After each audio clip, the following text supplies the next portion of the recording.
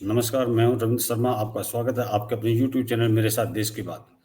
आज हमारे साथ में हैं भाजपा के युवा प्रवक्ता डॉक्टर अविरल मलिक। आज हम डॉक्टर अविरल मलिक जी से बात करेंगे उनके व्यक्तिगत जीवन के बारे में, उनके राजनीतिक जीवन के बारे में और उनके भविष्य के बारे में। स्वागत है आपका डॉक्टर अविरल, नमस्कार। जी, बहुत बहुत धन्यवाद। Thank you. डॉक्टर अविरल, सबसे पहले मैं आपकी व्यक्तिगत पृष्ठभूमि जो है, आपकी जो पर्सनल जो पृष्ठभूमि है और उसकी प्रेरणा जो है, मतलब आपको राजनीति में आने की प्रेरणा कहाँ से मिली? आपने अपनी शुरुआत की करियर किस तरह से की? और इसमें सबसे बड़ी चुनौती आपके सामने क्या आई? और आपके लिए राजनीति का मतलब क्या है? डॉक्टर मलिक। जी, नहीं देखिए, जहाँ तक विषय राजनीति का अर्थ क्या है, तो निश्चित रूप से राजनीति का अर्थ समाज सेवा होना चाहिए, राष्ट्र सेवा होना चाहिए, गरीब सेवा होना चाहिए, किसान सेवा होना चाहिए, मजदूरों की सेवा होना चाहिए, आवाम की सेवा होना चाहिए। और उसी लक्ष्य के साथ मैं भारतीय जनता पार्टी के साथ लंबे समय से हूँ। और जहाँ जी, तक बात है समाज सेवा के क्षेत्र में आने की और राजनीति के क्षेत्र में आने की विशेष रूप से, तो निश्चित रूप से वर्ष 2013 से राजनीति में मैं हूँ, समाज सेवा के क्षेत्र में मैं हूँ, गरीबों की सेवा मैं निरंतर कर रहा हूँ। और राष्ट्रीय स्वयंसेवक संघ के स्वयंसेवक के नाते, भारतीय जनता पार्टी के सच्चे सिपाही के नाते, कार्यकर्ता के नाते, प्रवक्ता के नाते, नेता के नाते, समाज सेवी के नाते, निश्चित रूप से समाज जीवन में भारतीय जनता पार्टी के माध्यम से जनता की सेवा, यही मेरा लक्ष्य है, यही मेरा उद्देश्य है। और मेरा यही उद्देश्य है कि किस प्रकार से प्रत्येक व्यक्ति की सेवा की जा सके, किस प्रकार से जनता के हित में कार्य किया जा सके। जी, जी। और उसी लक्ष्य के साथ मैं भारतीय जनता पार्टी के साथ निरंतर कार्य कर रहा हूं। माननीय प्रधानमंत्री आदरणीय श्री नरेंद्र मोदी जी के सपने को पूरा करना, यही केवल और केवल मेरा लक्ष्य है। जी। डॉक्टर मलिक, अभी फिलहाल वर्तमान में वो कौन-कौन से मुद्दे हैं जिनको आप हल करना चाहते हैं या हल करना आप चाहेंगे? क्या वर्तमान सरकार जो है आपकी, उसकी किसी नीति से आप असहमत हैं? अगर हाँ, तो क्यों? और दूसरा, आप बढ़ती हुई महँगाई, बेरोज़गारी, शिक्षा की समस्या, इनको कैसे देखते हैं और इसका समाधान क्या है? क्योंकि आज की जी, तारीख में बहुत ज़्यादा प्राइवेट स्कूल खुल चुके हैं, हर एक की पहुँच वहाँ तक नहीं है। डॉक्टर मलिक। जी। नहीं देखिए, जहां तक विषय है शिक्षा का, चिकित्सा का, स्वास्थ्य का, रोजगार का, महंगाई का, तो वर्ष 2014 के बाद इस देश को आजादी मिली है। महंगाई से, गरीबी से, बेरोजगारी से जनता को रोजगार मिल रहे हैं, गरीबों को रोजगार मिल रहे हैं, सामान्य लोगों को रोजगार मिल रहे हैं।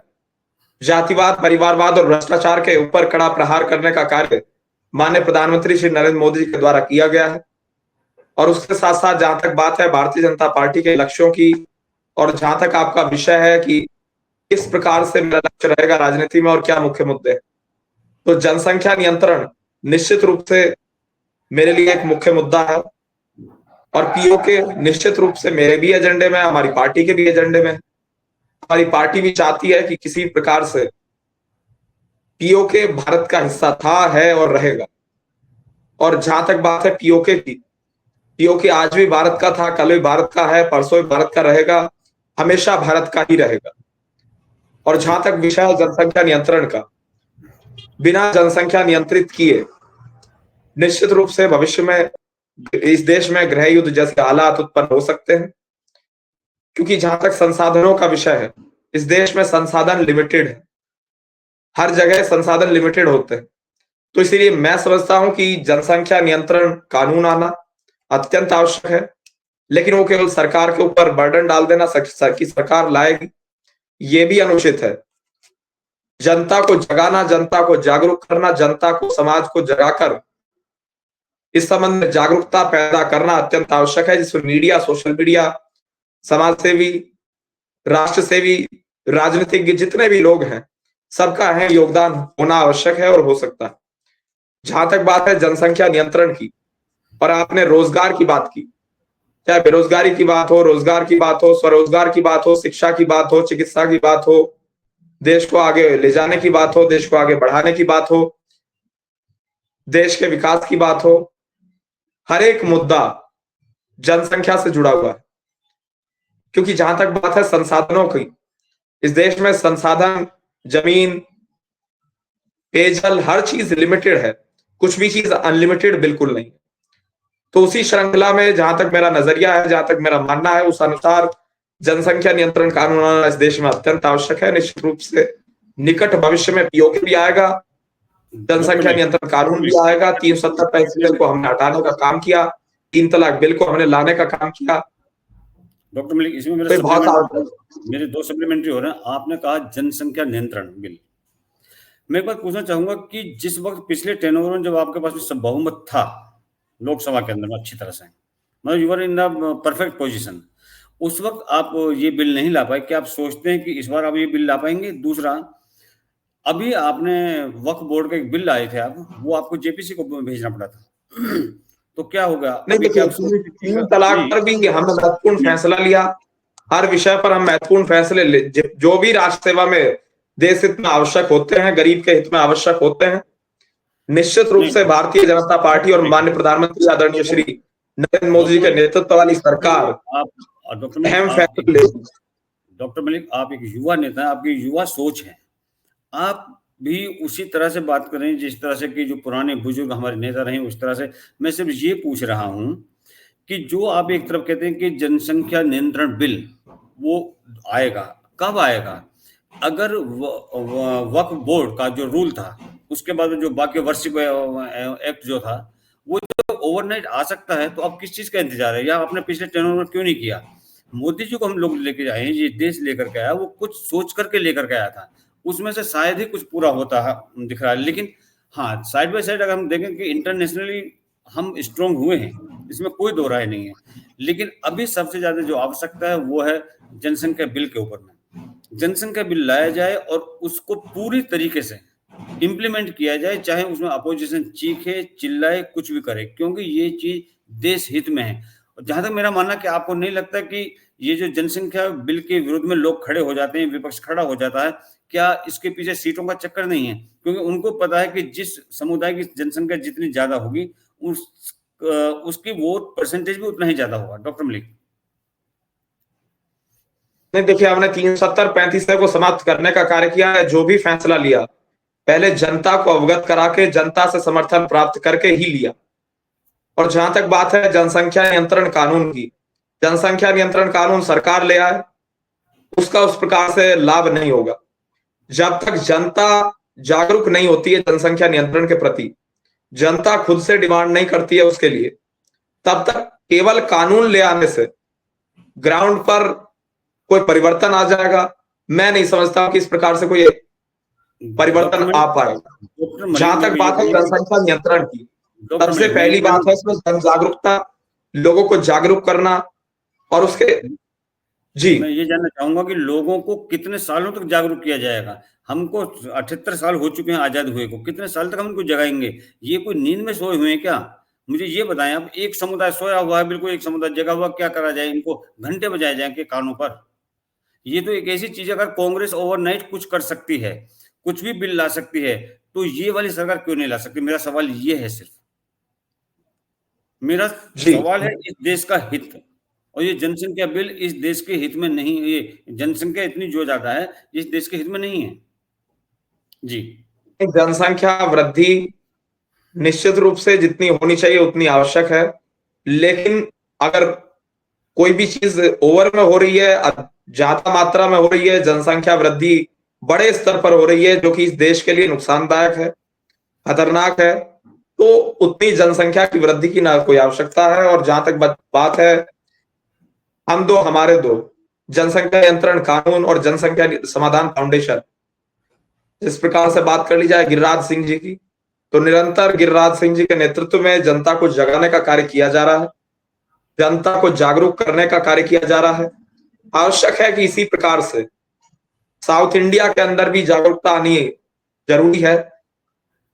सबको अपना रोल तय करना चाहिए, डिसाइड करना चाहिए, चाहे कोई अधिवक्ता हो, मीडिया का व्यक्ति हो, शिक्षक हो, कोई भी व्यक्ति हो, किसी भी समाज से जुड़ा हुआ हो, किसी मजहब का हो, किसी भी धर्म का हो, सबको राष्ट्र हित में एकजुट होकर सामने आना चाहिए। और उस संबंध में कदम उठाने के लिए जनता को जागरूक करना चाहिए, अवेयर करना चाहिए। सबसे पहली चीज अवेयरनेस है। नंबर 2 उसकी इम्प्लीमेंटेशन है। इम्प्लीमेंटेशन बाद में आती है, पहले जनता की जागरूकता और अवेयरनेस आती है, और निकट भविष्य में जनसंख्या नियंत्रण कानून निश्चित रूप से आएगा, आप इस बात को मान लीजिए। डॉक्टर मलिक, मैं फिर वही कहूंगा कि जागरूकता कब तक आएगी? वो ये कोई दूध पीते हुए बच्चे नहीं है जिनको जगाने की हमको जरूरत पड़ रही है।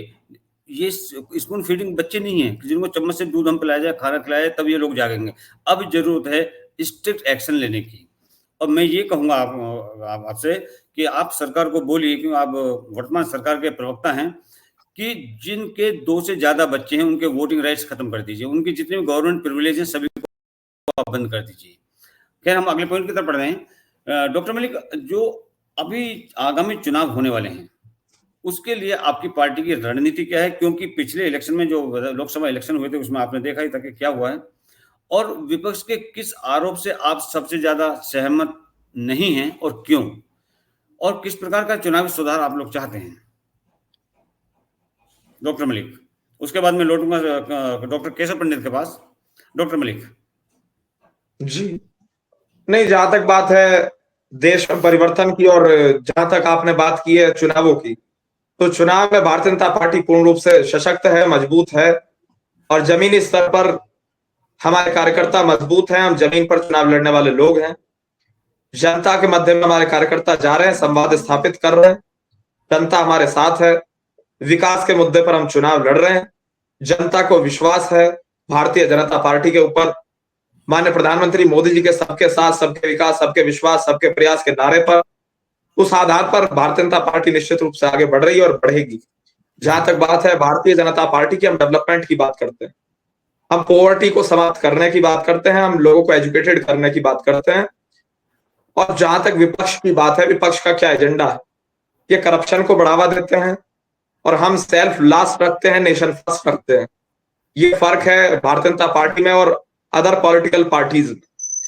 जहां तक बात है उपचुनाव की या आगामी जो विधानसभा चुनाव है उस संबंध में अगर आप जानना चाहें, तो भारतीय जनता पार्टी मुद्दों के आधार पर जनता के मध्य में रहकर, जनता के बीच, जनता के मुद्दों पर चुनाव लड़ रही है। नंबर 2, आपने बात की लोकसभा चुनाव की। अगर उत्तर प्रदेश के उपचुनाव की बात कर ली जाए और लोकसभा चुनाव से तुलना कर ली जाए, तो दिल्ली में भी आपको लोकसभा चुनाव से तुलना कर लेनी चाहिए। फिर 7 में 7 लोकसभा सीटों पर हम जीते थे, तो इस आधार पर 70 में 70 विधानसभा सीटों पर दिल्ली में भारतीय जनता पार्टी जीतेगी, आपके आधार पर। नंबर 2, अगर बात की जाए उत्तर प्रदेश में, उत्तर प्रदेश में जनता को गुमराह करने, बरगलाने का कार्य इस प्रकार से विपक्ष के द्वारा किया गया, वो आपको ही मालूम है, केशव जी को ही मालूम।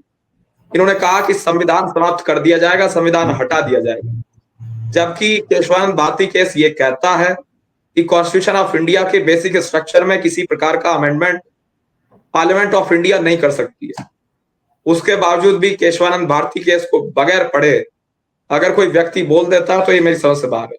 जनता समझती है कि वो जनता को बेवकूफ बना रहे हैं। जी जी जी। डॉक्टर केशव, डॉक्टर अविरल मलिक ने 2-3 बातें कही। एक तो उन्होंने कहा कि जो ये जनसंख्या बिल है इसको लाने से पहले लोगों में जागरूकता लाने की आवश्यकता है। मैं आपके 2-3 सवाल हैं उनको आप लिख लीजिए, मैं आपको एक साथ जवाब दीजिएगा।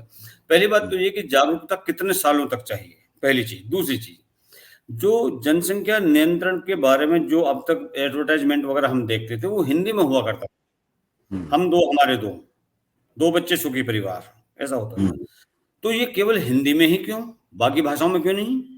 और do you think that it was applicable only for Hindus?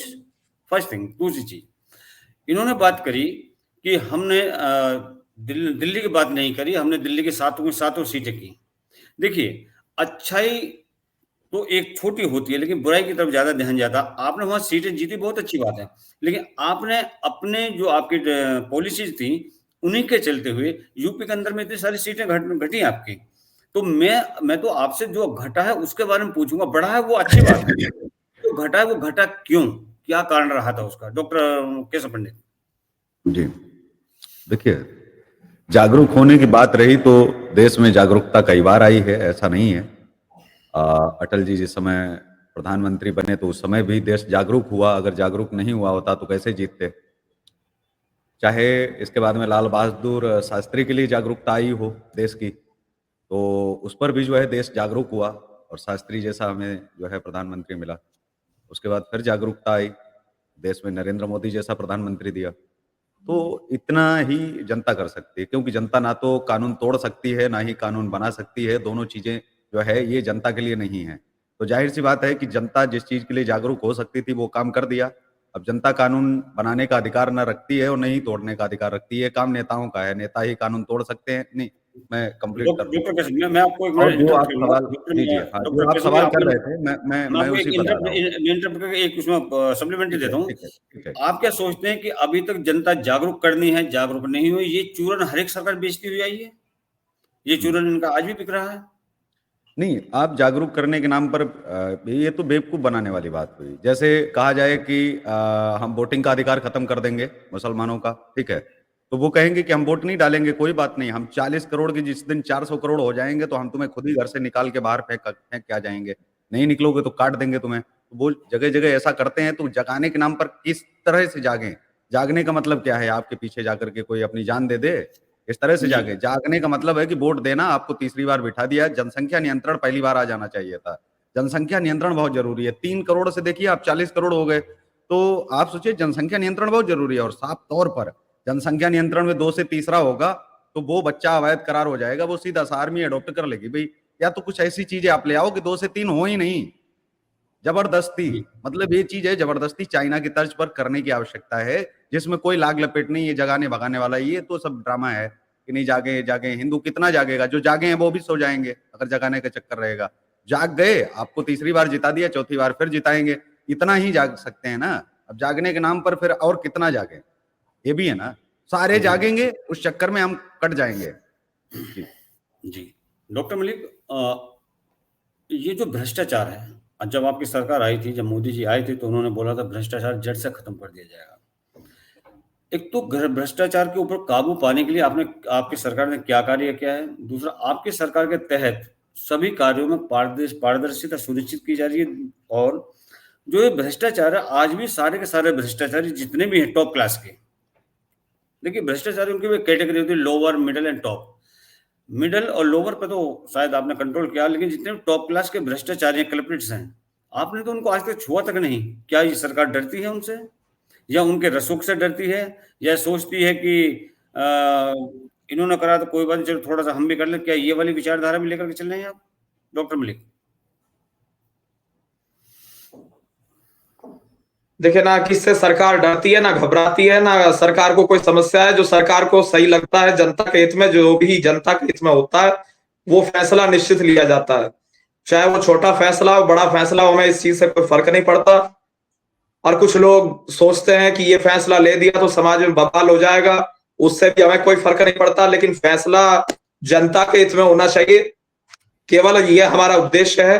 370-35 को हमने हटा दिया, पत्थरबाजों को समाप्त कर दिया, जम्मू कश्मीर में शांति बहाल कर दी, 3 तलाक के ऊपर कड़ा फैसला लेने का हमने काम किया, नोटबंदी जो कोई सोच नहीं सकता था वो हमने फैसला लिया, गुड्स एंड सर्विसेज टैक्स का फैसला हमने ले लिया। तो भाई राहुल गांधी जी, तो इस देश में अलग अलग प्रकार के लोग हैं।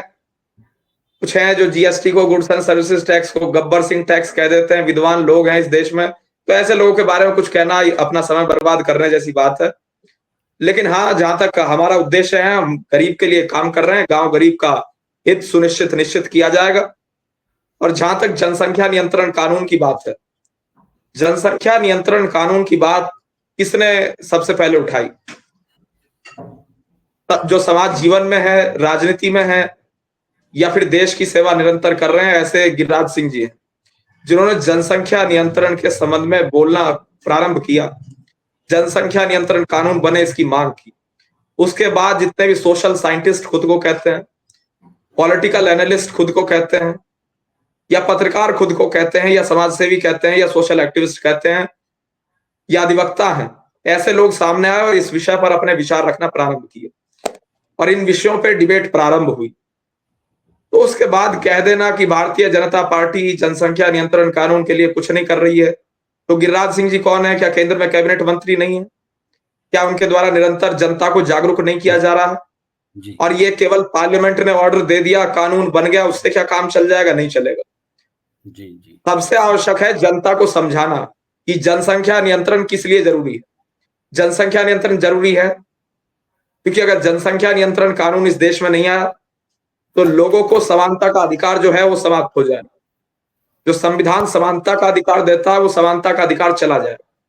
नंबर 2 जो बात है एजुकेशन की, जब एजुकेशन नहीं मिल पाएगी तो किस प्रकार के लोग होंगे इस देश में, वो अकल्पनीय है, अविश्वसनीय है। चिकित्सा व्यवस्था हो या पुलिस व्यवस्था हो या आर्मी हो या किसी प्रकार की व्यवस्था हो, चाहे बैंकों की व्यवस्था हो, फाइनेंशियल व्यवस्थाएं हो, वो सब चौपट हो जाएंगी। कोई लॉ एंड ऑर्डर नाम की चीज नहीं बचेगी। और जहां तक संसाधनों की बात है, पर्यावरण की बात है, पॉल्यूशन की बात है, एयर पॉल्यूशन हो, नॉइज पॉल्यूशन हो, वाटर पॉल्यूशन हो, जिस प्रकार से पर्यावरण को समाप्त करने का कार्य किया जा रहा है, दूषित प्रदूषित करने का कार्य किया जा रहा है, वो अधिक जनसंख्या के कारण हो रहा है। आज आप जो जल ग्रहण करते हैं वो भी प्रदूषित है। जिस हवा में सांस ले रहे हैं, और अगर आप दिल्ली में हैं तो एयर क्वालिटी इंडेक्स का क्या हाल है वो सबको मालूम है। अगर आप छठ को मनाने का काम कर रहे हैं तो आपको मालूम पड़ ही जाएगा मां यमुना में क्या कुछ कर रखा है अरविंद केजरीवाल ने। तो जिस प्रकार से चाहे वाटर पॉल्यूशन हो, एयर पॉल्यूशन हो, नॉइज पॉल्यूशन हो, किसी प्रकार का प्रदूषण हो, वो बढ़ा हुआ है। ये सब इसीलिए है क्योंकि जनसंख्या वृद्धि निरंतर हो रही है। समाज के हित में है कि जनसंख्या का संतुलन हो और जनसंख्या का नियंत्रण हो। जी और हर समाज की जहां तक बात है, एक समाज में जनसंख्या वृद्धि हो ही नहीं रही है, दूसरा समाज लगातार जनसंख्या वृद्धि करता जा रहा है, तो समानता कहां है? आपकी इस टिप्पणी पर कुछ डॉक्टर केशव की टिप्पणी ले लेता हूँ। डॉक्टर केशव, डॉक्टर मलिक ने बड़ी सफाई के साथ में अपने तरफ से दूसरी तरफ साइड में चीजें सरका दी, जैसे यमुना की सफाई नहीं हुई। मैं पूछना चाहूंगा आपसे कि नो डाउट कि दिल्ली के अंदर इंडिपेंडेंट गवर्नमेंट है आम आदमी पार्टी की, लेकिन वहीं पर दिल्ली के अंदर में इस केंद्र की सरकार भी बैठती है। अगर स्टेट प्रॉपर्ली काम नहीं कर रहा है तो पहला ये कि क्या केंद्र की जो सरकार है उसकी ड्यूटी क्या है, पहला। दूसरा, जो ये कह रहे हैं कि हमने ये कर दिया वो करा है, बहुत कुछ किया है बीजेपी सरकार ने, उसमें कोई शक नहीं है, मैं उसकी सराहना करता हूँ। लेकिन मैं ये पूछना चाहता हूँ आपसे, आपके कमेंट्स चाहूंगा कि जो बेसिक रिक्वायरमेंट्स है, जो सड़क है, रास्ते हैं, पानी है, बिजली है, चिकित्सा सुविधाएं हैं, ये कितनी हम लोगों को मिल रही हैं? क्योंकि we are the tax payer. ये सरकारें क्या कर रही हैं, चाहे वो केंद्र की सरकार है चाहे वो प्रदेशों की सरकार है, वो टैक्स पेयर का पैसा लेती हैं और आराम से दूसरों को फ्री बाई दे देती हैं, बांट देती हैं फ्री में। अगर इनको फ्री में देना है तो ये अपने घर से क्यों नहीं ला करके देते? टैक्स पेयर का पैसा किस बेस पर ये दे रहे हैं उन लोगों को? Already they have got, why supreme court is not interfering in that? और इसका रिजल्ट क्या होगा?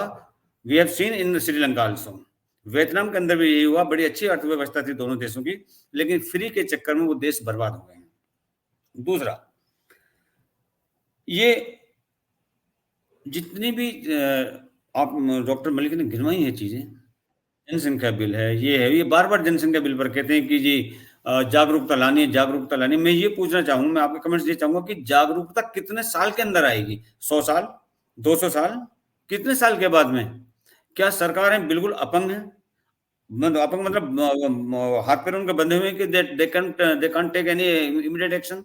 डॉक्टर केशव, देखिए, जिस तरह से हम लोग पीएचडी करते हैं या फिर तमाम वो विषय, जनसंख्या नियंत्रण एक तरह से विषय सब्जेक्ट बना देना चाहिए, तो उसको लेकर के जो है शुरुआत से अगर बच्चे पढ़ेंगे जनसंख्या नियंत्रण पर कि हानियां क्या हैं, क्या फायदे हैं, क्या लाभ हैं, क्या चीजें हैं जनसंख्या नियंत्रण लाने के लिए, तो एक सब्जेक्ट बतौर जब काम करता है समाज में तो उसमें जाहिर सी बात है ये आ जाता है। अभी मैं बात करूंगा मदरसों की। अभी देखिए, मदरसों को वैध अवैध के नाम पर के सीधा सा सरकारी अनुदान देने के लिए अब खोल दिए गए। अब सरकारी शिक्षक रहेंगे, सरकारी चीजें रहेंगी। हमारे गुरुकुलों के लिए ऐसा क्यों नहीं आप लाते? उनमें भी वैध अवैध करिए, लेकिन कम से कम बनाइए तो सही, ताकि सरकारी अनुदान जो सरकारी मदरसों को जो जाएगा, वहाँ जो शिक्षकों को वेतन जो दिया जाएगा वह उत्तर प्रदेश सरकार की तरफ से, वही वेतन क्या हमारे गुरुकुल में शिक्षकों को नहीं मिलना चाहिए? क्या अधिकार नहीं है उनका? ये वैध अवैध के नाम पर तो या तो सारे अवैध घोषित कर देने थे, या तो जैसे चल रहे थे वैसे आप चलने देते। क्योंकि जो अवैध चल रहे हैं वो कम से कम जो पढ़ने वाले बच्चे हैं, जो मदरसों में ही जिनको पढ़ना है, वो तो चाहे आप वैध करो चाहे अवैध करो, जो चल रहा होगा, जो खुला होगा, वो उसमें घुस जाएंगे और उसी में पढ़ेंगे।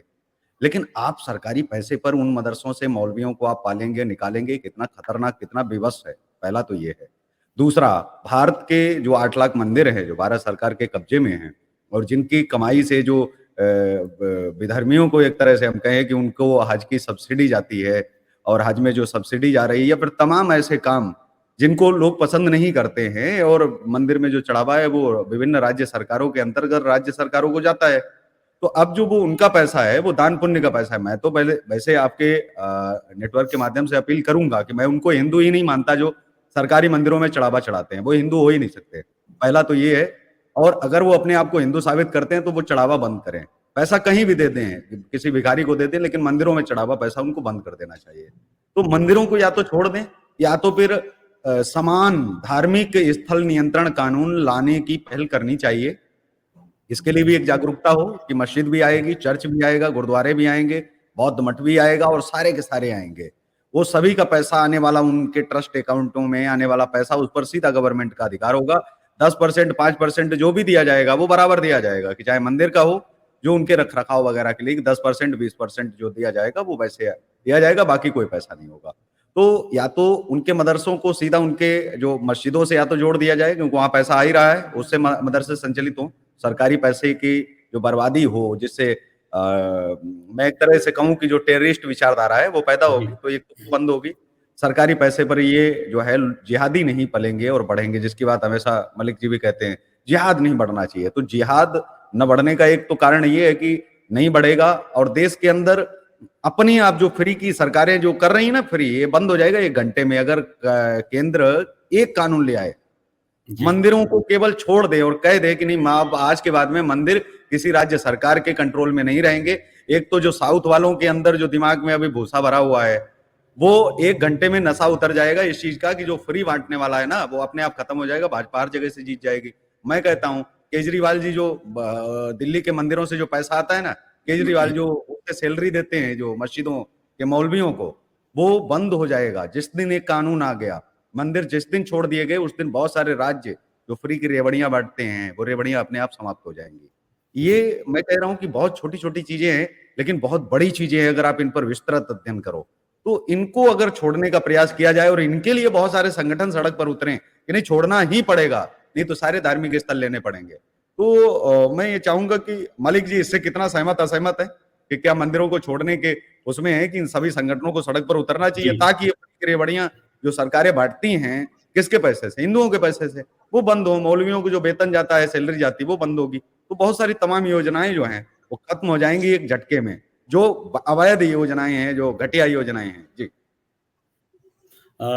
डॉक्टर मलिक, ये जो धार्मिक और सांप्रदायिक तनाव को जो आप जो देखते हैं, दूसरे दृष्टिकोण से रविंद्र जी, केशव जी, आपको इस चीज से भी देखना चाहिए कि जो मुसलमान हैं वो काफिरों का पैसा इस्तेमाल कर रहे हैं अपने कल्याण में। अब इस पर भी आपको कुछ टिप्पणी देनी चाहिए। डॉक्टर मलिक, मैं बता रहा हूँ, वो चीज काफिरों के इस्तेमाल करते हैं जो उनके फायदे के लिए होती है, लेकिन जिसमें नहीं, जब काफिर कह रहे हो, जब हमें आपको काफिर वो कह रहे हैं, तो काफिर के पैसे का इस्तेमाल क्यों कर रहे हैं? काफिर के पैसे का इस्तेमाल करके तो क्या लाभ होगा उनका? सरकार करवा रही है ना, सरकार बंद कर दे, जब वो कर रहे हैं वो तो करेंगे ही करेंगे। वो तो आप बिल्कुल नहीं, केशव जी, मैं जानना चाह रहा हूँ, सरकार तो कह नहीं रही काफिर है। जी हम बहस पर्सनली डॉक्टर मलिक पर्सनली नहीं, देखिए पर्सनल नहीं, मैं केवल बौद्धिक चर्चा इस पर चाह रहा हूँ। जहां तक बात है सरकार की, doctor Malik, let us come to the point. नहीं, सरकार तो नहीं कह रही है कि ये काफिर है या ये काफिर नहीं है। अब ये काफिर बता भी रहे हैं, फिर काफिर के पैसे का इस्तेमाल भी कर रहे हैं। इस्लाम में साफ लिखा है कि विवादित इस्लाम में लिखा है कि विवादित जमीन पर मस्जिद नहीं बन सकती थी, फिर भी वो इतने साल तक केस लड़ते रहे। मतलब वो अपने इस्लाम को नहीं मानते, ये तो कन्फर्म ही है, वो उनके दिमाग में कट्टरता, इसको मानना पड़ेगा, तो वो जबरदस्ती कर लो, सीधी सी बात है। दूसरा डॉक्टर नहीं, वो आपकी बिल्कुल सही बात है। इससे मुझे याद आ रहा है, जब कोरोना का समय था तो एक कार्यक्रम एक चैनल पर चला करता था, अल्लाह का इस्लाम वर्सेस मुल्ला का इस्लाम जी। तो उस कार्यक्रम के अगर मैं बात करूं तो कुछ लोग उसमें शामिल होते थे, खैर वो नाम लेना आपके चैनल में उचित नहीं होगा। तो जहां तक बात है, तो मुल्ला का इस्लाम कुछ और है, अल्लाह का इस्लाम कुछ और है। अब जो अल्लाह का इस्लाम है उसका इल्म ही नहीं है असल मुसलमान को। आप किसी गांव में चले जाओ, असली इस्लाम की बात करो, उन्हें मालूम ही नहीं है कि असली इस्लाम है क्या।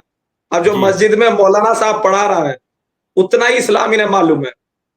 जी डॉक्टर मलिक, आप धार्मिक और सांप्रदायिक जो तनाव हैं इनको कैसे देखते हैं, पहला सवाल। दूसरा, जी महिला सुरक्षा और अधिकारों के बारे में आपका दृष्टिकोण क्या है, योजनाएं आपकी क्या हैं, आप सामाजिक समानता के लिए इस समाज के अंदर में क्या कदम उठा रहे हैं। मेरा अंतिम सवाल सुनिएगा ध्यान से, आप सामाजिक समानता के लिए इस समाज के लिए समाज के अंदर क्या कदम उठा रहे हैं। I am not talking about the entire country, I am talking about the society, please. जी नहीं, देखिए समानता तो आवश्यक है और समानता के लिए हम चाहते हैं कि जातिवाद को बढ़ावा ना मिले। जितने भी हिंदू हैं उन्हें हिंदू बनकर ही रहना चाहिए, क्योंकि जहां तक बात है। डॉक्टर मैं आपको इंटरप्ट करूं, एक सप्लीमेंट्री ले लीजिए इसके अंदर में, जब तक आप कास्ट सर्टिफिकेट इशू करना बंद नहीं करेंगे तब तक आप ये जातिवाद को खत्म नहीं कर सकते, क्योंकि मंदिरों में कोई कास्ट सर्टिफिकेट नहीं पूछता है, किसी भी जगह पे नहीं, धार्मिक अनुष्ठानों में कब कोई नहीं पूछता है, सिर्फ सरकारी नौकरियों में ही कास्ट सर्टिफिकेट चाहिए होता है। आप उसको रोकिए ना प्लीज।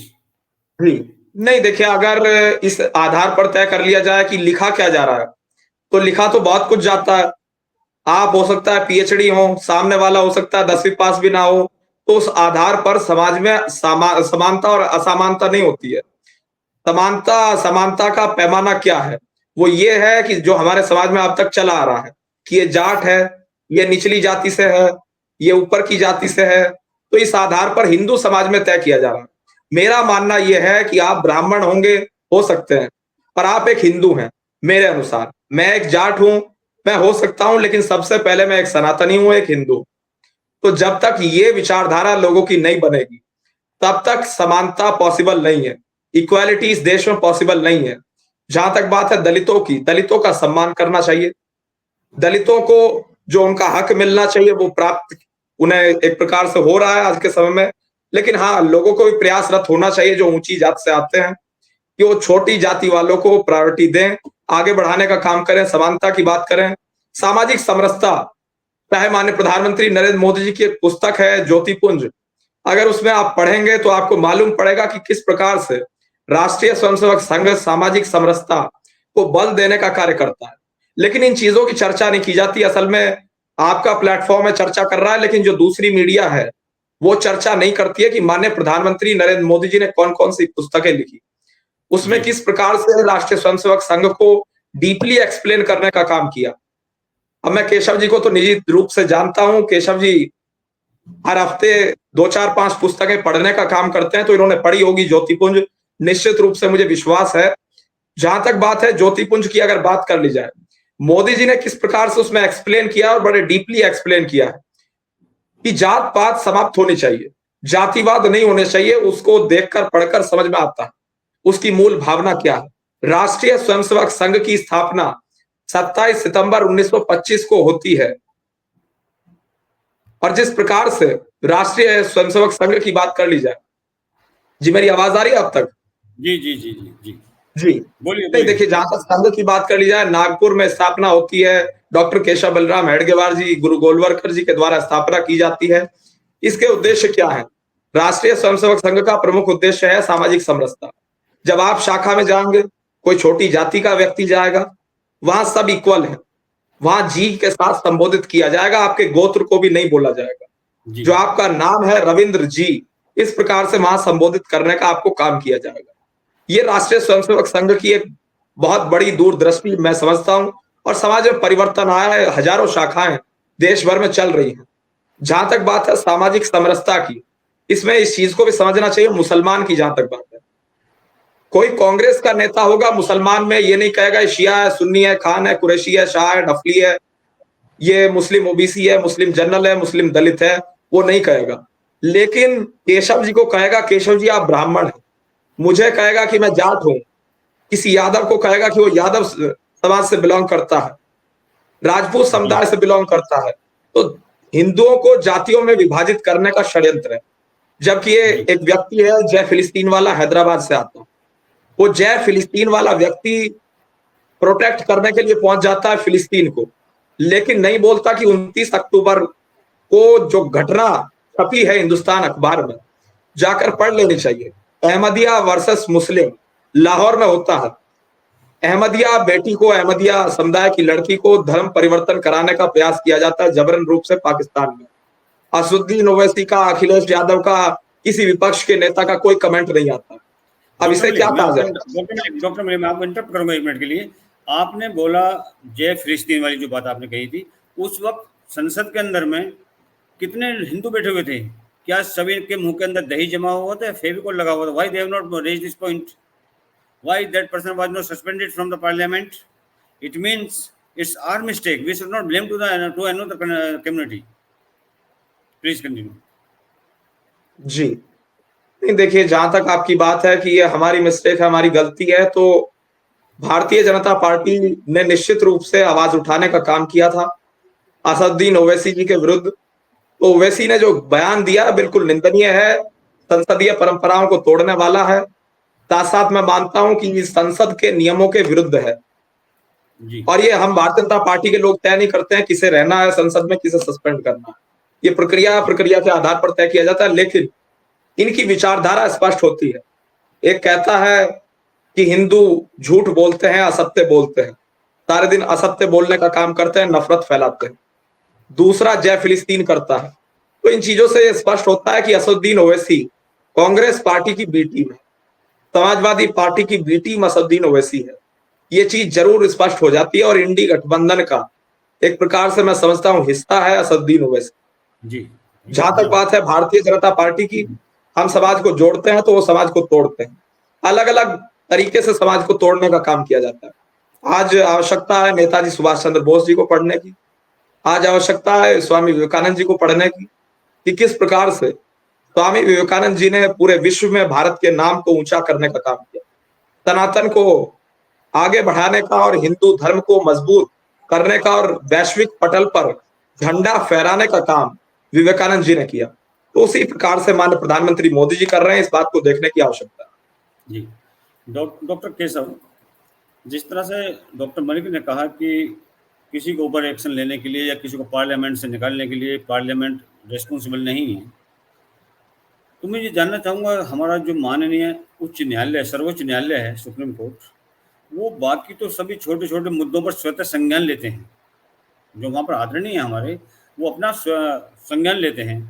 क्या देश के पार्लियामेंट में खड़ा होकर के एक व्यक्ति दूसरे समाज की जय जयकार करता है, उसके ऊपर कोई एक्शन नहीं लिया जाना चाहिए?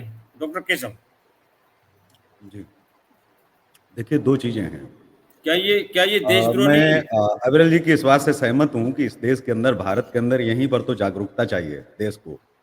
जब कोई व्यक्ति आपके धर्म को ही बदनाम कर रहा है, आपके अस्तित्व पर सवाल उठा रहा है, आपके बाप को गाली दे रहा है, और वही व्यक्ति मंदिर में कैसे होकर के आ जाता है, कैसे उसके परिवार के लोग मंदिर में घुस जाते हैं।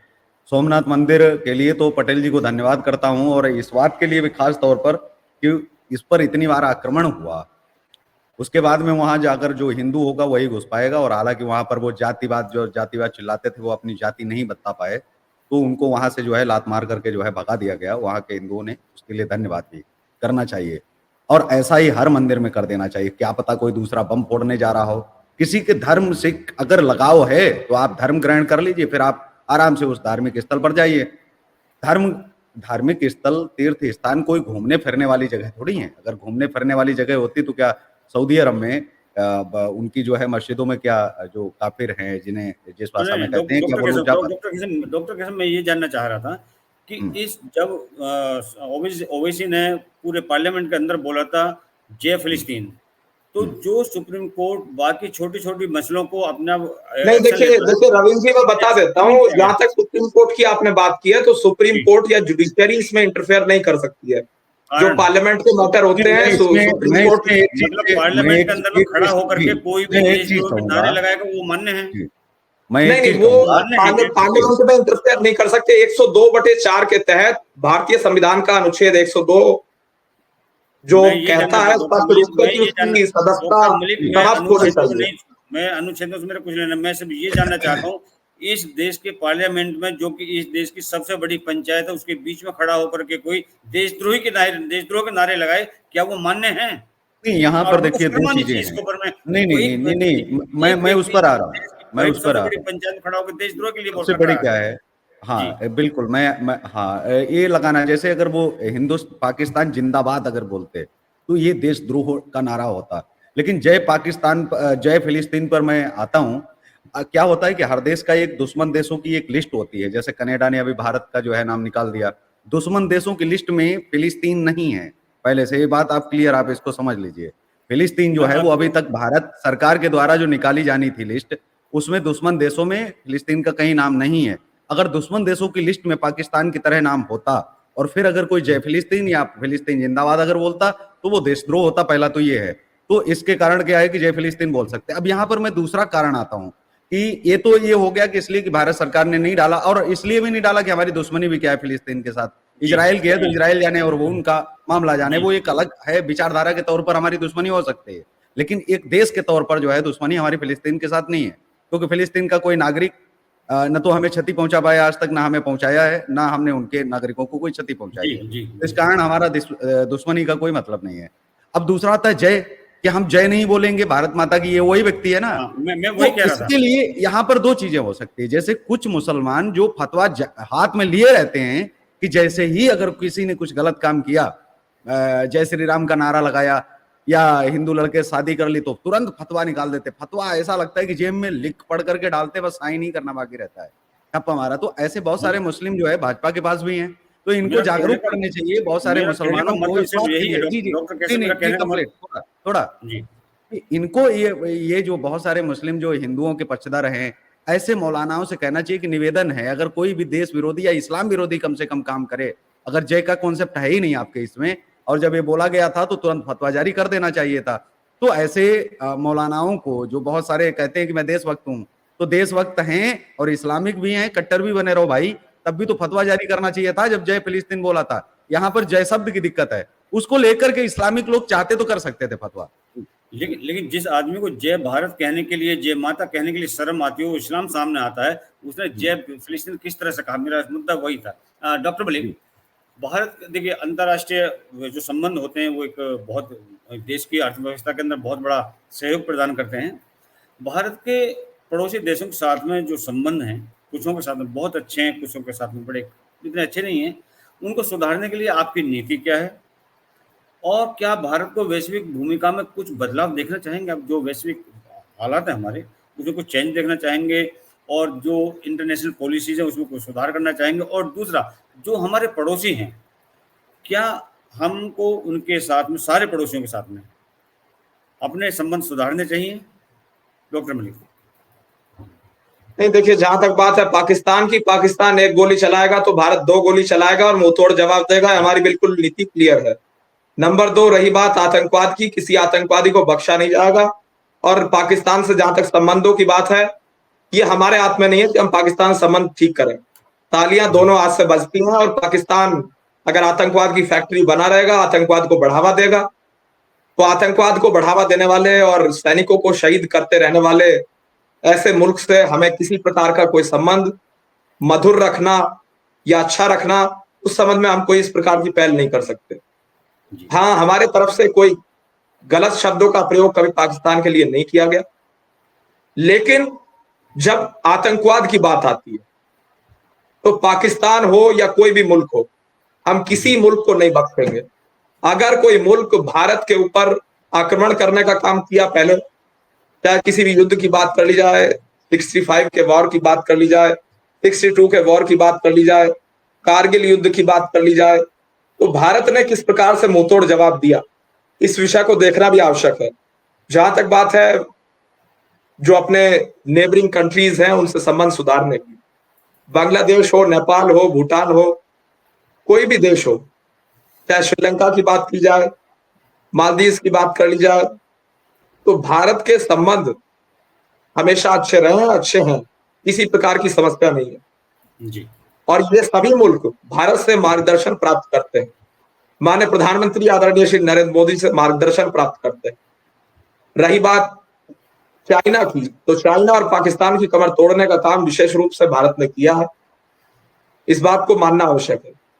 और जहां तक बात है भारतीय जनता पार्टी की, हमारा यही उद्देश्य है कि अंतर्राष्ट्रीय स्तर पर देश को मजबूत करना आवश्यक है, और वैश्विक पटल पर माननीय मोदी जी के मार्गदर्शन में, श्री एस जयशंकर जी के नेतृत्व में निरंतर कार्य चल रहा है। जी, धन्यवाद डॉक्टर। डॉक्टर केशव, जिस तरह से डॉक्टर मलिक ने कहा कि हमको अपने पड़ोसियों के साथ में संबंध अच्छे रखने चाहिए, और ये ज़रूरी भी है कि अगर हमको अपने घर के अंदर शांति रखनी है तो हमारे पड़ोसी शांत होने जरूरी है। नहीं देखिए रविंद्र जी, संबंध अच्छे रखने चाहिए, लेकिन अगर कोई चोर है, आपके घर में कोई चोर आता है, डकैत आता है, डाकू आता है, कोई गोलियां बरसाने की प्रयास करता है, तो उससे आप संबंध अच्छे नहीं रखेंगे। ऐसे ही हम इन लोगों से नहीं रख रहे। जी, मैं वही पा रहा हूँ। तो हमारे संबंध अच्छे होने जरूरी है, इसमें कोई शक नहीं है। लेकिन अगर कोई उद्दंडता करे और उसकी वजह से मेरे घर के अंदर में अशांति हो, तो उस कंडीशन में मेरे देश की सरकार को, मेरे प्रधानमंत्री को, मेरे विदेश मंत्री को, मेरे डिफेंस मिनिस्टर को, होम मिनिस्टर को क्या एक्शन लेना चाहिए ऐसे पड़ोसी को सुधारने के लिए? क्योंकि वो प्यार से तो मानने वाला नहीं है। डॉक्टर मुकेश साहब, देखिए, दो चीजें हैं। मैं ये कहता हूं कि जब नेताजी सुभाष चंद्र बोस अगर देश के पहले प्रधानमंत्री होते तो अपने देश के अंदर डिफेंस मिनिस्ट्री ही नहीं होती, ऑफेंस मिनिस्ट्री होती। तो डिफेंस मिनिस्ट्री तो अब समाप्त तो हो जानी चाहिए, क्योंकि डिफेंस इसलिए नहीं कि बहुत सारे देश हैं जिनमें अब ऑफेंस मिनिस्ट्री भारत के अंदर हो, भले ही डिफेंस नाम रहे, क्योंकि उनको रक्षा करने की जरूरत है। हमको कब तक रक्षा अपनी करने की जरूरत पड़ती रहेगी? हमें रक्षा करने की जरूरत ही नहीं, अब हमें आक्रामक भी हो जाना चाहिए। हमें कुछ क्षणों के लिए अब राम बनने की कला को छोड़ करके अब कृष्ण के युग में अब हम आ गए हैं, ये भी दिखा देना चाहिए कि हम कभी भी कुछ भी कर सकते हैं और सब कुछ हमारे लिए अब धर्म है। राम जी के लिए भले ही मानव सभ्यता के तहत उनके लिए रहा होगा, जैसे बहुत सारी चीजें जो भगवान राम ने की वो भगवान कृष्ण पर लागू ही नहीं होती, कि भगवान कृष्ण अगर उस जगह होते तो क्या करते? अब उनके लिए अगर माता कह ने वनवास मांगा होता तो क्या वो जाते? आपको लगता है? तो बात यह है कि बहुत सारे ऐसे काम जो उन्होंने वध करना या फिर वो तमाम चीजें जो वो मानते ही नहीं थे, वो कहते थे जो मैं कर रहा हूं मुझ पर कोई नियम ही लागू नहीं है। अब जो नियम लागू होता था, आप सोचिए, छोटी सी छोटी जहां चीजें समाज की भगवान राम के ऊपर लागू होती थी और मानते थे, तभी तो मर्यादा पुरुषोत्तम इतने बड़े हो पाए। हालांकि वो भी अपने आप को कहते हैं कि पुरुषों में उत्तम हूं, मैं श्रेष्ठ हूं, लेकिन मैं देवताओं में भी सर्वश्रेष्ठ हूँ, ये भी उतना ही उचित है। और वो कहते हैं कि मेरे ऊपर कोई नियम ही नहीं है सृष्टि का, मैं तो मानता ही नहीं, नियम ही मुझसे सारे निकले हैं। तो अब जब सनातन प्राचीन है, चीजें हैं और उसी से लोग जब निकल के जा रहे हैं, तो मुझे लगता है भगवान राम की कल्पना को आप रखिए, लेकिन भगवान राम के रास्ते पर कुछ दिन के लिए आप छोड़िए चलना। जैसे मैं जब कहता हूँ वीर शिवाजी का रास्ता पकड़िए, लेकिन पृथ्वीराज चौहान को मानिए, पूजिए, घर में रखिए, सब कुछ कहिए, लेकिन उनका रास्ता पकड़ने की जरूरत नहीं है, क्योंकि उन्होंने तो 17 बार छोड़ दिया था। अब वो उस रास्ते पर चलोगे तो मतलब है आने वाली पीढ़ियां भी नहीं बचेंगी। उनका रास्ता अपनाने की आवश्यकता नहीं है, उनको मानिए, पूजिए, सब करिए, लेकिन रास्ता वीर शिवाजी का अपनाइए।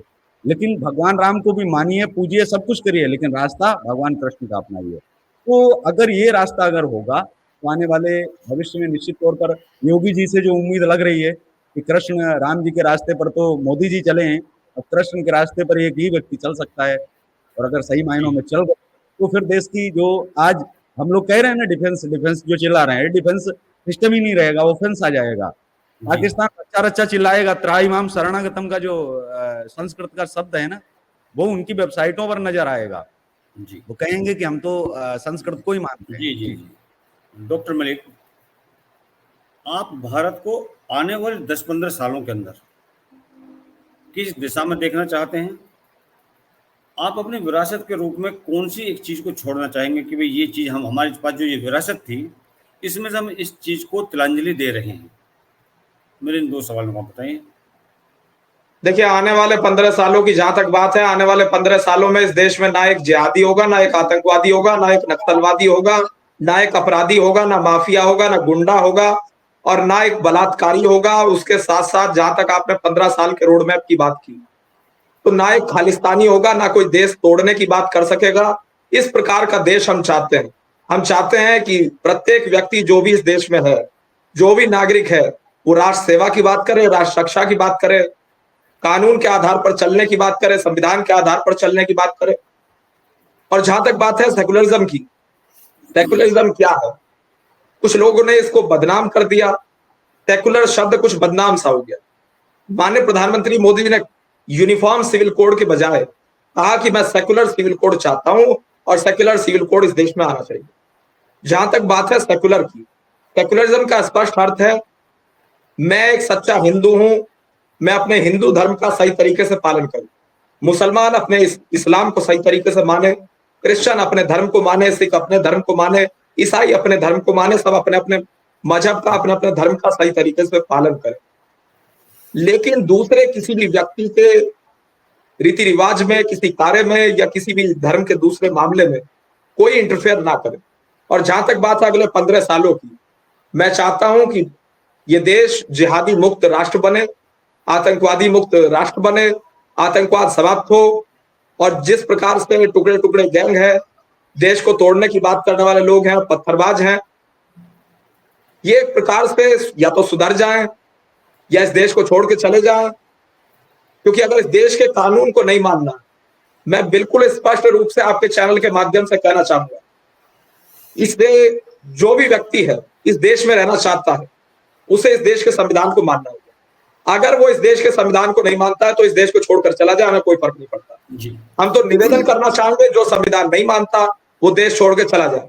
तो उसे पाकिस्तान का संविधान अच्छा लगता हो पाकिस्तान चला जाए, चीन अच्छा लगता हो चीन में चला जाए, कोई और दूसरा मुल्क मिले वहां चला जाए, नहीं तो तालिबानियों में चला जाए, जहां उसकी इच्छा हो चला जाए। अगर अफगानिस्तान तालिबानियों के नेतृत्व में सेकुलर लगता हो वहां चला जाए, और सबसे अच्छा है जो जिसे गाजा पसंद आ रहा है, जिसे फिलिस्तीन पसंद आ रहा है, वो फिलिस्तीन चला जाए। लेकिन इस देश में अगर रहना होगा तो जय संविधान कहना होगा, बाबा साहब डॉक्टर भीमराव अम्बेडकर जी के संविधान को मानना होगा। डॉक्टर मलिक, जैसा आपने कहा कि जो इस देश के संविधान को नहीं माने वो देश को छोड़कर उसको जाना पड़ेगा, तो ये जो चीज़ आपने कही है, क्या ये इस देश के राजनेताओं के ऊपर भी लागू है या आम जनता के लिए आप कह रहे हैं? क्योंकि मेरे को लगता है इस चीज़ की सबसे ज़्यादा आवश्यकता इम्प्लीमेंटेशन की जरूरत है कि इस देश के राजनेताओं के ऊपर ये चीज़ इम्प्लीमेंट हो। बिल्कुल गलत, बिल्कुल गलत। इस देश देखिए के आपने राजनेता गलत हैं। नहीं, मैं इसमें जो आपकी त्रुटि है मैं बता देता हूं। जो राजनेता है जी, वो संविधान को जरूर मानेगा, जो संविधान को नहीं मानता है वो राजनेता नहीं है, वो असामाजिक तत्व है, देश विरोधी तत्व है, देशद्रोही तत्व है। जो संविधान का नहीं है वो किसका है?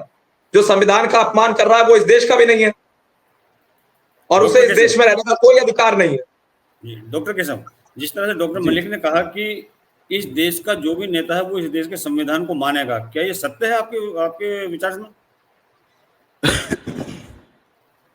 जी जी, मेरी आवाज आ रही है आप तक? आ रही आ रही आ रही आ रही। ये एक मिनट।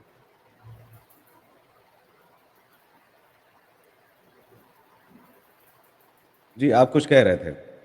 जी, मैं ये कह रहा था कि जिस तरह से डॉक्टर मलिक ने कहा कि इस देश से के अंदर से जो संविधान को नहीं मानता है उसको देश छोड़कर चला जाना चाहिए जहां उसकी इच्छा हो।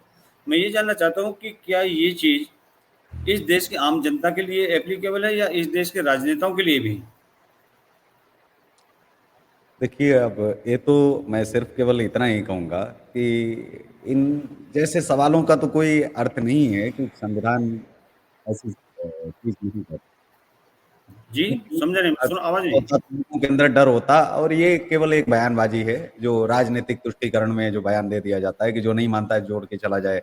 तो यही जी, चीज़ हर कोई बोल सकता है, तो बोलने की जो आज़ादी है वो बोलने की आज़ादी के तहत तो ये आ जाता है, लेकिन इसका कोई मतलब नहीं, क्योंकि संविधान तो खुद पुलिस नहीं मान रही, संविधान को तो खुद जो है नेता पालन नहीं कर रहे। संविधान इस देश के अंदर मान कौन रहा है?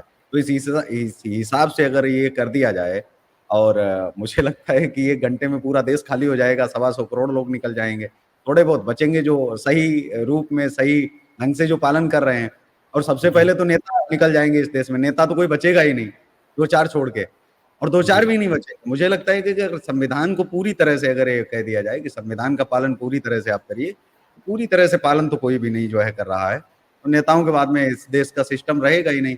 तो ये कह देना कि नहीं जो संविधान को नहीं मानता, मैं ये मानता हूँ कि जो देश को नहीं मानता है, उसे इस देश में रहने का अधिकार नहीं है, ये तो कहना भी उचित जो है।